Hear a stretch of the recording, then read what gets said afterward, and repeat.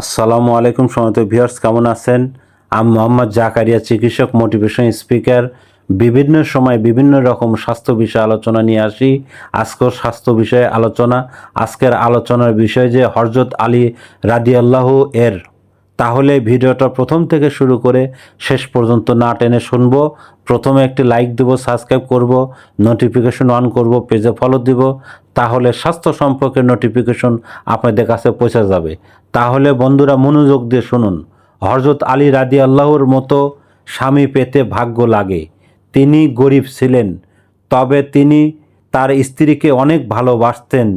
স্ত্রী ঝগড়া করলে তাকে জিতিয়ে দিতেন, রাগ করলে তাকে ভালোবাসার কথা বলতেন, গল্প শোনাতেন, মাঝে মাঝে স্ত্রীর প্রশংসা করতেন, আল্লাহর কাছে শুকরিয়া আদায় করতেন, কষ্ট পেলে তাকে বুকে জড়িয়ে রাখতেন, মাথায় হাত বুলিয়ে দিতেন আর কষ্ট ভাগ করে নিতেন।